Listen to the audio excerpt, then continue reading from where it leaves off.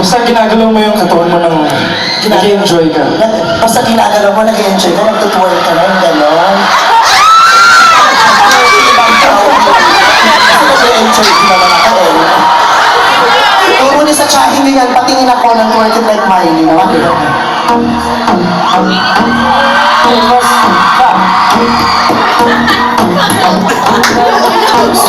like Miley.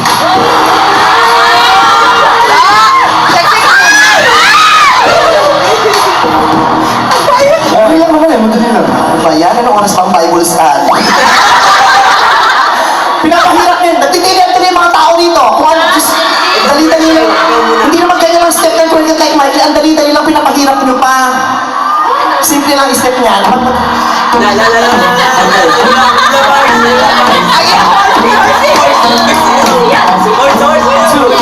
So, twerk it like Miley.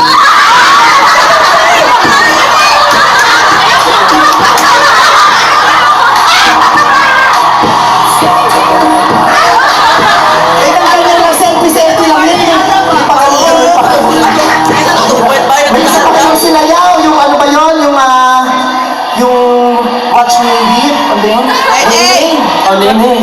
Sino ba yung Nene na yan? Sikat na sikat sa buong mundo na yan. Sino si Nene? Ay, sinabi mo pala sa pelikula natin yon. Watch me weep. Ay, parang tinayaya mo. Oo, di ba? Watch me weep, watch me Nene. Ano yung watch me weep, watch me Nene na yan? Now watch me well. Now watch me Nene. Now watch me well. Watch me Nene. Watch me well. Mali yung facial expression nyo. Kasi masyadong, pati yung facial expression pag gumaganong ka, watch me whip, watch me nene. Oh, masyadong pa-cute yung itsura. Ikaw, patingin ang mukha, watch me whip.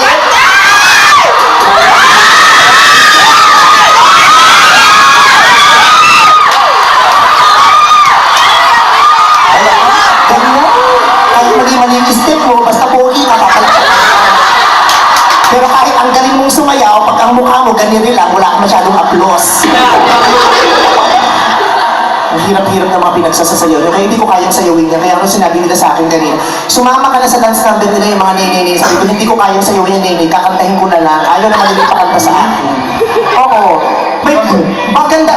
Naghahanap ka ako sa tawag ng tanghala na sasali, pero ang kakantahin mga ganyan kakaiba, mga nene-nene, mga ganyan. Para yung panalo kakaibang talaga, diba? Pero pang tawag ng tanghalan, diba? You watch me weep, you watch me nene. You watch me weep, you watch Mas gusto ko yung version. diba? Mas maganda, mas heartfelt, mas kundiman, mas saliling atin, diba? You watch me, nene!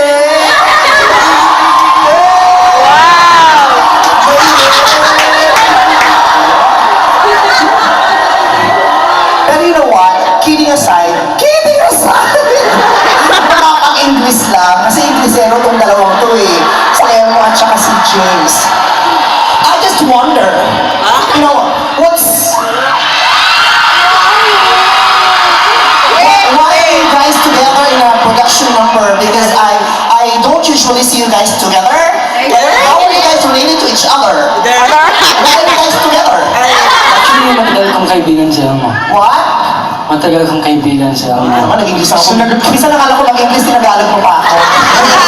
Rehearse ko pa sa script yun. Ayaw mo kasi ka-English. Sige, paano tayo ano naman ako, mag-enhance? Oh, how did you meet? Did you meet?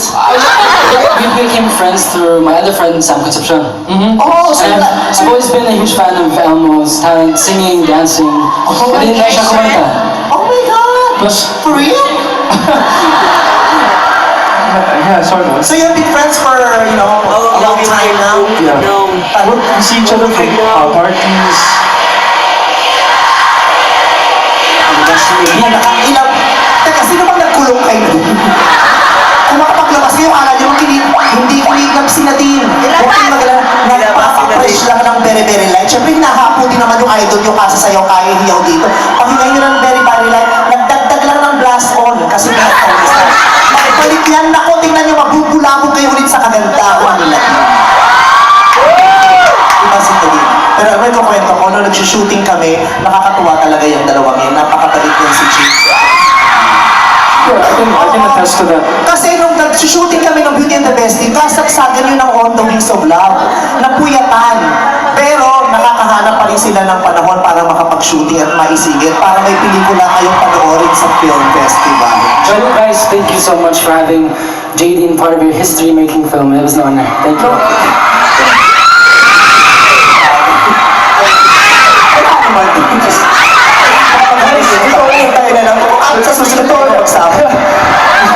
Totoo yan, James and Nadine have been working every day and super hardworking talaga nila. I know.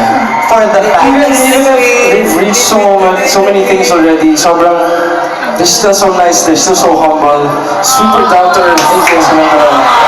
At saka yung gano'n ka-sweet, isang beses, nag-shooting kami sa hospital. Eh parang tapos ng kunan si James kailangan pumunta doon sa taping nila. Eh ang tagal dumating nung sasakyan ni James, kailangan niya na umalis. Si Nadine ang tumatawag ng taxi sa cellphone.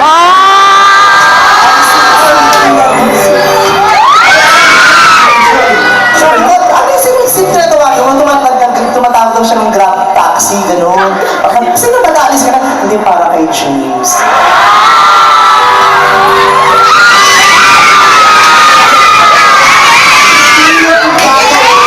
Ng taong wala lang. Ang gagawin ko sa inyo ng taong mahal.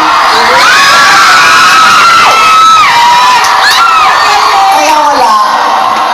Iba ang effort ni Nadine para ipakita niya ang pagiging special ko sa kanya. At ganoon din naman si James. Okay. Thank you. Kumanta!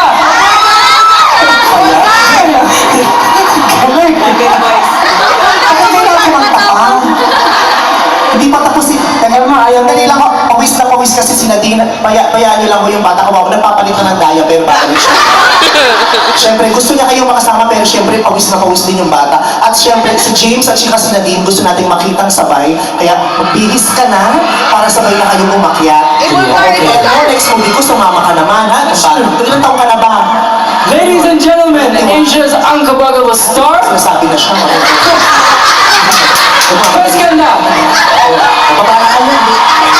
Everything. Don't forget to love the Jesus.